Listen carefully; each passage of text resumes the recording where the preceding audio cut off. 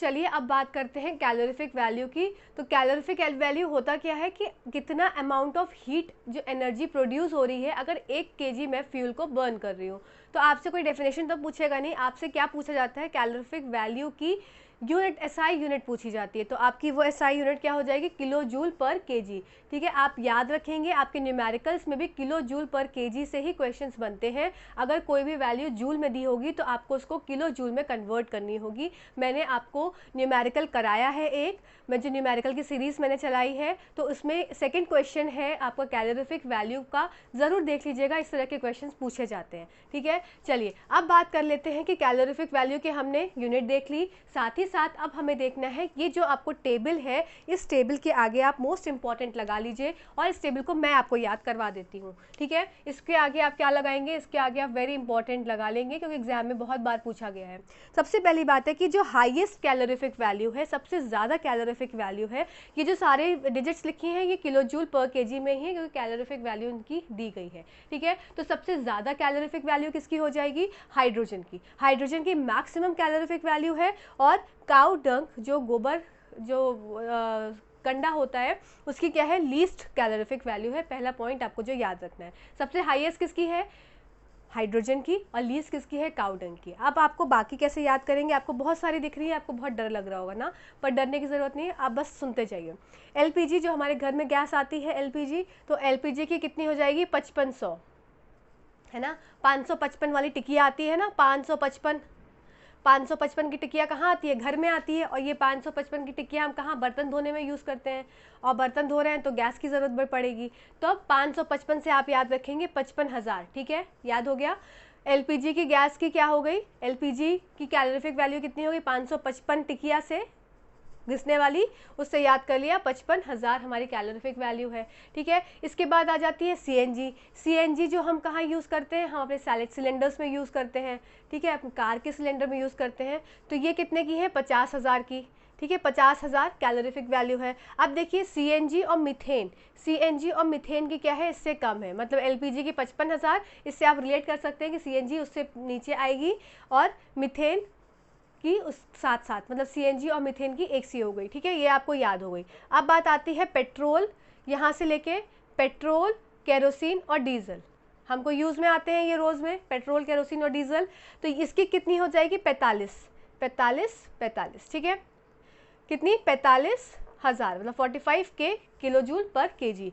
अब बात आती है आपसे मेन क्या पूछा जाता है, ध्यान दीजिएगा, मेन आपसे काउ डंग पूछा जाता है, उसके पेट्रोल डीजल का पूछते हैं, एलपीजी सीएनजी का पूछते हैं, हाइड्रोजन का पूछते हैं। ठीक है, ये आपको सारे याद हो गए। इसके बाद आप एक बार बस निगाह डाल लीजिए कि काउ डंग से ऊपर हो जाएगा वुड, उससे ऊपर हो जाएगा कोल, फिर बायोगैस। क्लियर, तो काउ डंग का सबसे कम है 6,000 से 8,000 है, ये वैल्यू याद रखनी है। काउ डंग का 6,000 से 8,000। आप ऐसे भी याद कर सकते हैं कि जो काउ डंग है वो थोड़ी सी ही हीट जनरेट करता है, तो थोड़ी सी हीट जनरेट करता है तो इसका मतलब सबसे नीचे है। ठीक है, उसकी अपेक्षा में वुड थोड़ी ज़्यादा हीट जनरेट करता होगा, तो 17,000 से 22,000 तक। कोल थोड़ी और करता है तो 25,000 से 33,000। बायोगैस 35,000 से 40,000। आपको मेन याद करने वाला क्या था, हाइड्रोजन। एलपीजी कैसे याद किया हमने, 555 की टिक किया तो 55,000। फिर हमने याद किया सीएनजी, याद किया सीएनजी के साथ साथ हमने क्या याद किया था, मीथेन। ठीक है, तो इसका कितना हो जाएगा, 50,000। पेट्रोल, केरोसिन और डीजल का 45,000। फिर आपका काउ डंग का 6,000। वुड का आपको याद करना इसलिए ना क्योंकि उस पर पूछते हैं किसकी हाई है किसकी कम है, इसलिए आपको थोड़ा याद करने की ज़रूरत है। वुड का 17,000 से 22,000, कोल का 25,000 से 33,000, फिर बायोगैस का 35,000 से 40,000। इसको आप एक दो बार देखेंगे आपको याद हो जाएगा। ठीक है, अब बात कर लेते हैं हम अपने जो हमारा कैंडल है, तो फ्लेम्स ऑफ अ कैंडल से क्वेश्चन बनता है कि कौन सा जो हॉटेस्ट जोन है, कौन सा लीस्ट हॉट जोन है, कौन सा ऐसा जोन है जिसमें कंबशन नहीं हो रहा है, कौन से जोन में कंबशन हो रहा है, कौन से में मॉडरेटली कंबशन हो रहा है। तो ये सारी चीज़ें आइए जान लेते हैं। तो सबसे पहली बात है कैंडल मैंने ये जला दी और यहाँ से क्या है, वैक्स गिर रही है। तो कैंडल्स के वेपर्स, कोई भी ऐसी चीज़ जो वेपर्स प्रोड्यूस करती है, याद रखेंगे, कोई भी ऐसी चीज़ जो वेपर्स प्रोड्यूस कर रही है वो क्या है, वो फ्लेम को निकालेगी। ठीक है, जैसे कि कोल पे फ्लेम नहीं निकलता है, तो क्यों नहीं निकल रहा है, क्योंकि उसमें क्या है, वेपर्स का फॉर्मेशन नहीं हो रहा है, इसीलिए कोल जो है वो ऐसा फ्लेम सा नहीं निकाल रहा है, जलता है पर फ्लेम नहीं निकालता है। पर अगर मोमबत्ती की बात करूं मैं तो इसमें वेपराइज होती है मोमबत्ती की कैंडल के वैक्स जो है, तो इसलिए क्या है इसमें फ्लेम्स जो है वो निकलते हैं। ठीक है, दूसरा इंपॉर्टेंट पॉइंट हो जाएगा जोन्स का। तो आपका जो डार्क जोन है, सबसे अंदर वाला जो जोन है, इसको डार्क जोन बोलते हैं। ये जो जोन हो गया ये डार्क जोन हो गया। आप ब्लैक ब्लैक सा एरिया यहाँ पे देखते हैं, तो इस एरिया को क्या बोला, डार्क जोन। इसमें क्या है, नो कंबशन, मतलब कंबशन नहीं होता है। आपको याद रखना है बात कि इस जोन में कंबशन नहीं होता है, डार्क जोन है। फिर ये लीस्ट हॉट जोन है, इसमें बिल्कुल भी गर्मी नहीं होती है। आप कोई चीज़ अगर अंदर डालेंगे तो वो उतना जलेगा नहीं। इसको क्या बोलेंगे, इसको बोलेंगे इनर मोस्ट जोन। ठीक है, सबसे अंदर वाली जोन है, तो ये क्या हो गई, इनर मोस्ट जोन। अब हमको देखना है नेक्स्ट जोन जो हमारा आ रहा है वो है हमारा ल्यूमिनस जोन, मतलब ऐसा जोन जो कि जलता हुआ दिख रहा है। तो यहाँ पे क्या हो जाएगा, जलता हुआ दिख रहा है, आपको देखा होगा येलो येलो सा पोर्शन, तो वो कैसा हो गया, वो ल्यूमिनस जोन हो गया, पहली चीज़। दूसरी बात है ये ब्राइटेस्ट जोन है, ये इसका सेकेंड पॉइंट हो गया। थर्ड पॉइंट क्या है कि इसमें जो है हमारा नो कंबशन था, इसमें आ जाएगा इनकम्प्लीट कंबशन। तो ये पॉइंट इंपॉर्टेंट है, इसको आपको नोट करना है। तो यहाँ पे हो गया इनकम्प्लीट कंबशन। ठीक है, अब इसके बाद आपको फोर्थ पॉइंट इसका याद रखना है। फोर्थ पॉइंट मैं इसका इधर लिख देती हूँ। तो इसका फोर्थ पॉइंट आपको क्या याद रखना है, इसमें नो कंबशन था, इसमें इनकम्प्लीट कंबशन, इसमें लीस्ट हॉट था, इसमें हो जाएगा मॉडरेट हॉट। ठीक है, और ये हो गया आपका मिडिल जोन। क्लियर। तो ल्यूमिनस जोन आपको देखने में लगता है कि यहाँ पे जो एकदम बीच में येलो येलो सा पोर्शन है बहुत ज़्यादा ही हीट होगी, तो ऐसा नहीं है, ये मॉडरेटली हॉट होता है। और इसमें क्या है, इनकम्प्लीट कंबशन है, प्रॉपर पूरा कंबशन नहीं होगा है। अब आपका डार्क जोन का एक पॉइंट रह गया कि इसमें अनबर्न कार्बन के पार्टिकल्स जो हैं वो पाए जाते हैं किस जोन में, डार्क जोन में। ठीक है, अब बात आ जाती है आपकी नॉन ल्यूमिनस जोन की। ये आपका जोन है आउटर मोस्ट जोन। अब आउटर मोस्ट जोन होने की वजह से ये क्या है, एक तरह से हॉटेस्ट जोन कहा जाता है। ये कैसा हो गया, हॉटेस्ट जोन हो गया। फिर आपकी एक और इम्पॉर्टेंट पॉइंट इसका हो जाएगा, किसका, नॉन ल्यूमिनस जोन, जो एकदम बाहर वाला एरिया होता है, एकदम बाहर वाला एरिया। आपको देखा होगा ना, कैंडल का एकदम बाहर का एरिया आपने अगर देखा होगा तो उसमें बिल्कुल भी कुछ ऐसा कुछ लाइट से नहीं होती, कुछ नहीं होता, पर फिर भी अगर पास अगर उंगली लेके जाएंगे तो जल जाएगी। तो इसीलिए इस जोन का नाम होता है इनविजिबल जोन।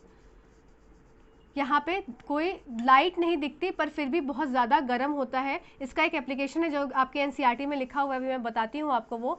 साथ ही साथ आपका ये आउटर मोस्ट जोन हो गया, हॉटेस्ट जोन हो गया, और ये आपका जोन होता है कंप्लीट कंबशन का, कंप्लीट कंबशन। ठीक है, तो कंप्लीट कंबशन का जोन कौन सा, आपके एग्जाम में पूछा जाता है कि कंप्लीट कंबशन का जोन कौन सा है, तो आप बता देंगे कि आपका ये नॉन ल्यूमिनस जोन, जो कि है देखो ल्यूमिनस और नॉन ल्यूमिनस में अंतर क्या होता है, ये आपने पढ़ा हुआ है। ल्यूमिनस ऐसी चीज़ जो कि अपनी खुद की लाइट जो है वो जनरेट कर पा रही है। अब इसमें तो कोई लाइट है नहीं, मतलब कोई लाइट नहीं अलग सी, ना ब्लैक ना ब्लू ना ऑरेंज ना कोई कलर, तो क्या है, ये इनविजिबल जोन है, मतलब दिखता नहीं है, पर फिर भी क्या है, बहुत हॉटेस्ट जोन है। इसमें हाथ अगर लेके जाओगे तो जल जाओगे, दिख नहीं रहा है, पर है क्या, शक्तिमान वाला काम, मिस्टर इंडिया वाला काम कर रहा है। ठीक है, इसके बाद जो मैंने आपको एप्लीकेशन बताया कि जो सोनार होते हैं वो क्या करते हैं, वो जब अगर उसको गला रहे होते हैं सोने को, तो वो इसी जोन का हेल्प करके, इसी जोन का यूज़ करके वो अपने सोने को गलाते हैं। ठीक है, तो ये सारे पॉइंट्स आपके किसके, कैंडल के कवर हो गए। और तो चलिए बाकी जो हम पढ़ने वाले हैं वो हम पढ़ने वाले हैं नोटपैड के फॉर्म में, क्योंकि मेरा जो माइक है वो ख़राब हो गया है, वॉइस मिसमैच हो रही है। तो रिकॉर्डिंग मैंने पूरी कर ली थी आपकी, पर आधा ही रिकॉर्ड हो पाए और बाकी रिकॉर्ड ही नहीं हो पाया। बाकी जो रिकॉर्डिंग आई है वो वॉइस मिसमैच्ड आई है लिए। अब इसके बाद बात आती है कंबशन की। तो अब कंबशन में आपसे एग्जाम में दो तरह के कंबशंस पूछे जाते हैं। तो पहला कंबशन हो जाएगा रैपिड कंबशन और दूसरा हो जाएगा उसका स्पॉन्टेनियस कंबशन। तो आपका हो गया ये रैपिड कंबशन और दूसरा हो गया स्पॉन्टेनियस कंबशन। तो रैपिड कंबशन क्या हो गया, जैसे कि अगर आप कहाँ गए, किचन में गए, अब किचन में जाने के बाद आपने क्या किया, आपने गैस को ऑन कर दिया, और गैस को ऑन करने के बाद आपने क्या किया, वहां पे मैच स्टिक लेके गए साथ में। तो मैच स्टिक से जैसे ही आप गैस के पास चलाएंगे तो क्या हो जाएगी, गैस जलने लगेगी। तो ये एग्जाम्पल किसका हो गया, रैपिड कंबशन का, कि आपकी इच्छा के अनुसार, आपकी एक इच्छा हुई और इच्छा अनुसार आपने कोई चीज जलाने की कोशिश करी। ठीक है, कोई चीज जलाने की कोशिश की। तो ये किसका एग्जाम्पल हो गया? आपका रैपिड कंबशन का। पर स्पॉन्टेनियस कंबशन क्या हो जाएगा? जैसे कि अगर मेरे पास सोडियम है या पोटेशियम है, जैसे ही ये एयर के कांटेक्ट में आएगा, इस पे क्या हो जाएगी? आग लग जाएगी, इसमें हो जाएगी फायर लग जाएगी। तो इसी कारण से क्या, अब इसमें क्या मेरी इच्छा थी सोडियम या पोटेशियम को जलाने की? नहीं थी।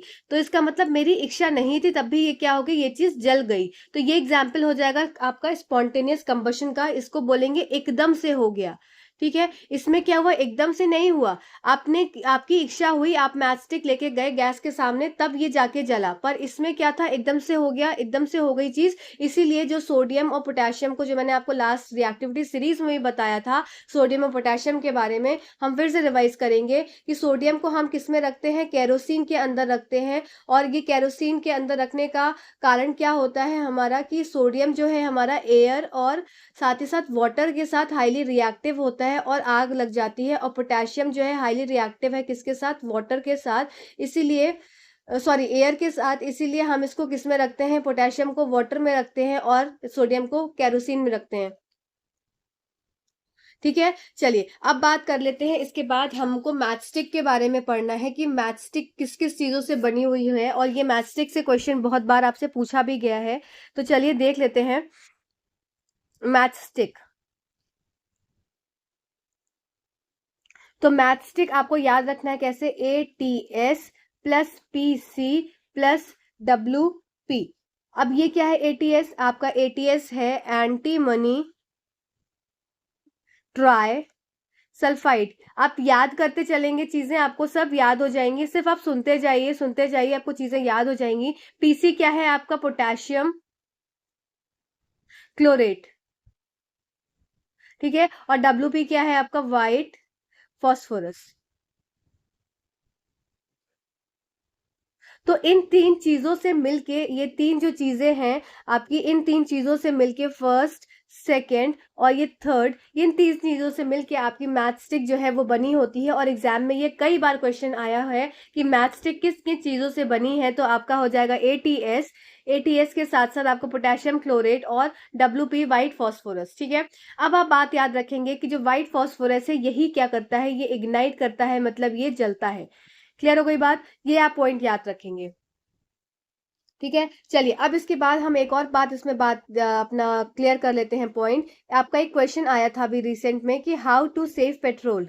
हाउ टू सेव पेट्रोल, आप पेट्रोल को कैसे बचा सकते हैं? तो इसमें कुछ पॉइंट्स हैं कि पहला पॉइंट है कि आप अगर एक कांस्टेंट स्पीड से ड्राइव करें, ड्राइव एट कांस्टेंट स्पीड, आप एक कांस्टेंट स्पीड से ड्राइव करें। ये पॉइंट्स आपको सब याद रखने पड़ेंगे आपके एग्जाम पॉइंट ऑफ व्यू से। ठीक है, अब जैसे ही आप सिग्नल पे आते हैं, आप जैसे ही सिग्नल पे आते हैं तो आप क्या करेंगे?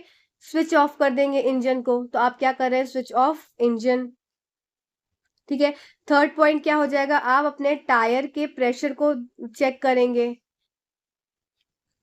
चौथा पॉइंट क्या होगा कि आप अपने जो भी बाइक है या व्हीकल की प्रॉपर मेंटेनेंस रखेंगे, मतलब प्रॉपर इसकी सर्विसिंग करवाते रहेंगे। तो ये जो चार पॉइंट्स थे, इसी चार पॉइंट्स को पूछा गया था सीटेट के एग्जाम में कि हाउ टू सेव पेट्रोल में।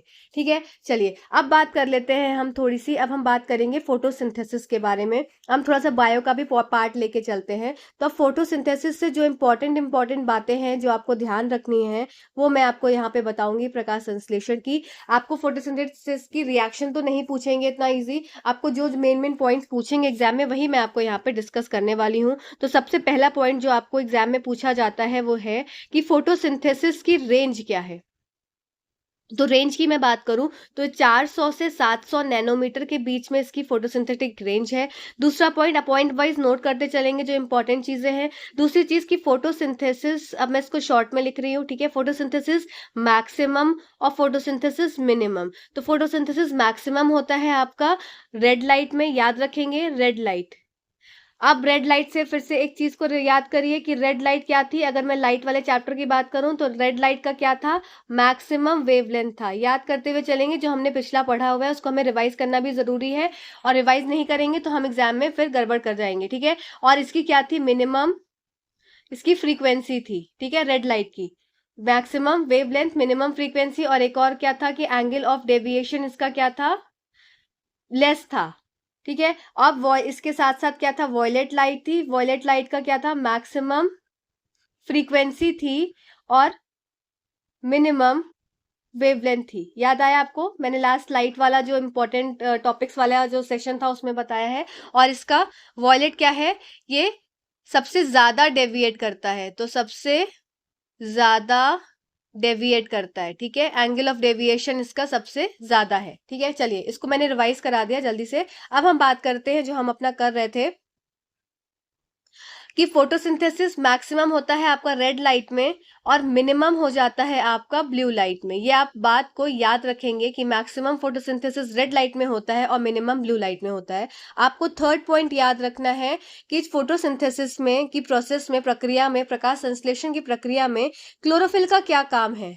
तो ये क्लोरोफिल का काम कई बार पूछा गया है कि क्लोरोफिल का काम होता है आपका एब्जॉर्प्शन ऑफ सनलाइट, ठीक है। सनलाइट जो आपकी सूर्य की ऊर्जा आ रही है उस ऊर्जा को ये अवशोषित करता है, एब्जॉर्ब करता है, और एब्जॉर्ब करने के कारण ही फोटोसिंथेसिस की प्रक्रिया पॉसिबल हो पा रही है। अगर ये क्लोरोफिल प्रेजेंट नहीं होगा तो ये एब्जॉर्प्शन ऑफ सनलाइट पॉसिबल नहीं होगी, तो फोटोसिंथेसिस भी नहीं हो पाएगी। चौथा इंपॉर्टेंट पॉइंट आपको याद रखना है कि फोटोसिंथेसिस आपकी प्लांट्स में तो होता ही होता है, साथ ही साथ शैवाल या एल्गी में भी होता है, और कुछ ऐसे जीवाणु होते हैं, कुछ ऐसे बैक्टीरिया होते हैं जिसमें कि फोटोसिंथेसिस हो रहा है, जैसे कि आपका हो गया साइनो बैक्टीरिया, और साथ ही साथ आपका दूसरा हो गया आपका ब्लू ग्रीन एल्गी, BGA इसको बोलते हैं, ब्लू ग्रीन एल्गी, ठीक है। और इसके साथ साथ आपका युगलीना, जस्ट अ सेकेंड, आपका युगलीना के अंदर भी फोटोसिंथेसिस देखने को मिलता है। ये पॉइंट्स थे कुछ। और इसके बाद एक और पॉइंट आपका बचता है कि लाइट एनर्जी फोटोसिंथेसिस में, लाइट एनर्जी जो है, सोलर एनर्जी जिसको बोलेंगे, ये कन्वर्ट होती है आपकी केमिकल एनर्जी में, ठीक है। तो ये सारे पॉइंट्स थे जो आपको याद रखने हैं फोटोसिंथेसिस के बारे में। चलिए अब हम बात करते हैं हमारे, एक टर्म आता है नाइट्रोजन फिक्सेशन। ये एग्जाम के लिए बहुत इंपॉर्टेंट टर्म है। अभी रिसेंट वाला जो आपका अगस्त वाला पेपर हुआ था, इसमें ये नाइट्रोजन फिक्सेशन से क्वेश्चन आया था, ठीक है। नाइट्रोजन फिक्सेशन, तो ये एक ऐसी क्रिया होती है जिसमें कि एटमॉस्फेरिक नाइट्रोजन कन्वर्ट होती है आपकी यूजेबल फॉर्म में, और ये यूजेबल फॉर्म कौन इस्तेमाल करता है, ये इस्तेमाल करते हैं पौधे, ठीक है। अब बात आती है कि एटमॉस्फेरिक नाइट्रोजन क्यों, तो हमारे एटमॉस्फेयर में प्रेजेंट होती है लगभग 78% नाइट्रोजन। अब इतनी ज्यादा मात्रा होने पर भी हमारे जो पौधे होते हैं वो नाइट्रोजन का इस्तेमाल नहीं कर पाते हैं, ठीक है। तब क्या करते हैं, नाइट्रोजन की कमी को पूर्ति करने के लिए कुछ फर्टिलाइजर्स, कुछ मैन्योर डाले जाते हैं। पर इसके अलावा भी एक और तरीका होता है जो होता है नाइट्रोजन फिक्सेशन। तो ऐसी ऐसी स्थिति में क्या करते हैं, तो हमारे कुछ स्पेशल प्लांट्स होते हैं, वो स्पेशल प्लांट्स आपके लेग्यूमिनस प्लांट्स होते हैं। ये लेग्यूमिनस प्लांट्स एक म्यूचुअल अंडरस्टैंडिंग बनाते हैं, किसके साथ, राइजोबियम बैक्टीरिया के साथ। आप याद रखेंगे ये वर्ड, राइजोबियम बैक्टीरिया, ठीक है। इन राइजोबियम बैक्टीरिया के साथ ये क्या कर रहे हैं, ये म्यूचुअल अंडरस्टैंडिंग बना रहे हैं। क्या बनाया इन्होंने, म्यूचुअल अंडरस्टैंडिंग, म्यूचुअल अंडरस्टैंडिंग, ठीक है। अब इस म्यूचुअल अंडरस्टैंडिंग की का प्रोसेस क्या हुआ कि इसमें ये एक दूसरे की मदद कर रहे हैं। मतलब कि अगर मैं बात करूं राइजोबियम, तो राइजोबियम प्लांट्स के पास रह रहा है और इंटर्न प्लांट की मदद कर रहा है, और लेग्यूमिनस प्लांट्स इंटर्न राइजोबियम की मदद कर रहा है। अब देखते हैं कैसे। राइजोबियम क्या कर रहा है, राइजोबियम का काम क्या है, राइजोबियम एटमॉस्फेयर में जो है नाइट्रोजन, जस्ट अ सेकेंड, हाँ, जो राइजोबियम एटमॉस्फेयर में जो है नाइट्रोजन प्रेजेंट, उसको कन्वर्ट कर रहा है यूजेबल फॉर्म में, ठीक है। तो ये यूजेबल फॉर्म में कौन कन्वर्ट कर रहा है, राइजोबियम। पर लेग्यूमिनस प्लांट के बैक्टीरिया की कैसे हेल्प कर रहा है, ये क्या कर रहा है, इसको शेल्टर प्रोवाइड कर रहा है, किसको, राइजोबियम को, प्लस ये क्या कर रहा है, फूड प्रोवाइड कर रहा है। तो इसके हिसाब से दो चीजें आपकी हो गई कि आपका लेग्यूमिनस प्लांट्स की हेल्प किसने करी, राइजोबियम ने, और राइजोबियम की हेल्प किसने करी, लेग्यूमिनस प्लांट्स की, ठीक है। ये आपको बात क्लियर हो गई होगी। तो आपके एग्जाम में यही क्वेश्चन पूछा गया था कि नाइट्रोजन फिक्सेशन क्या है। तो ऐसी प्रक्रिया है जिसमें कि जो राइजोबियम है वो एटमॉस्फेरिक नाइट्रोजन को यूजेबल फॉर्म में कन्वर्ट कर देता है, और ये यूजेबल फॉर्म कौन यूज करते हैं? प्लांट्स अब इन नाइट्रोजन को यूज कर पाता है। ठीक है, चलिए अब जल्दी से हम देख लेते हैं नाइट्रोजन साइकिल। जब हमने यहाँ तक हम पहुंच ही गए हैं तो हम नाइट्रोजन साइकिल भी देख ही लेते हैं। तो नाइट्रोजन साइकिल में सबसे पहले कन्वर्ट होगा किसमें? अमोनिया में नाइट्रोजन। मतलब ये नाइट्रोजन कैसा है नाइट्रोजन साइकिल का? Just a second. हाँ, ये आपका एटमॉस्फेरिक नाइट्रोजन है, और ये एटमॉस्फेरिक नाइट्रोजन सबसे पहले कन्वर्ट हो रही है किसमें? अमोनिया में, और फिर कन्वर्ट हो रही है आपकी किसमें? नाइट्राइट में, और फिर कन्वर्ट हो रही है किसमें? नाइट्रेट में, और फिर कन्वर्ट हो रही है किसमें? इसमें वापस से। ठीक है, अब देख लेते हैं क्या क्या चीजें इसमें हो रही हैं। तो सबसे पहला देखिए, जो ये एटमॉस्फेरिक नाइट्रोजन से NH3 में जो कन्वर्ट हो रहा है, तो ये क्या हो गया? ये अमोनिया में कन्वर्ट हुआ। ये कौन से बैक्टीरिया इसमें आया? राइजोबियम। तो राइजोबियम बैक्टीरिया ने एटमॉस्फेरिक नाइट्रोजन को यूजेबल फॉर्म में कन्वर्ट कर दिया। इसकी यूजेबल फॉर्म क्या है? अमोनिया है, और इसको यूटिलाइज कर लिया किसने? प्लांट्स ने। अब ये इस प्रक्रिया को क्या बोल देते हैं? इस प्रक्रिया को बोल देते हैं अमोनिफिकेशन। ठीक है, अब ये अमोनिया बना, ये अमोनिया से नाइट्राइट में जब कन्वर्ट हो जाएगा तो इसको बोल देंगे आपको नाइट्रिफिकेशन। ठीक है, अब ये कौन सा बैक्टीरिया? यहाँ पे राइजोबियम यूज हुआ था, यहाँ पे यूज होगा आपका नाइट्रोजोमोनाज। ठीक है, अब नाइट्राइट बन गया, नाइट्राइट से नाइट्रेट में जब कन्वर्ट हो रहा है तो आपका यहाँ पे बैक्टीरिया यूज हो रहा है नाइट्रोबैक्टर। आप सिर्फ बैक्टीरियाज के नाम याद रखिए, ये आपके लिए इंपॉर्टेंट है। अब इसके बाद नाइट्रेट से वापस नाइट्राइट, ये नाइट्राइट और नाइट्रेट से कन्वर्ट हो रहा है किसमें? एटमॉस्फेरिक नाइट्रोजन में। तो ये हो जाएगा प्रोसेस आपका डीनाइट्रिफिकेशन।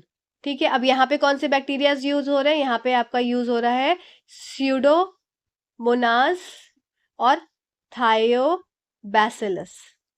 ठीक है, तो ये चीज आपको याद रखनी है कि पहले नाइट्रेट बना और फिर बन गया आपका पहले नाइट्राइट बना और फिर आपका बन गया नाइट्रेट। ये बन गया आपका नाइट्रेट। ठीक है, और फिर कन्वर्ट हो गया एटमॉस्फेरिक नाइट्रोजन। तो ये आपकी नाइट्रोजन साइकिल का पूरा पे मतलब जो मोस्ट इंपॉर्टेंट थिंग मेरे हिसाब से कवर हो जाती हैं। अब नेक्स्ट सेशन में लेके आऊंगी और भी ऐसे कुछ कुछ इंपॉर्टेंट टॉपिक्स का।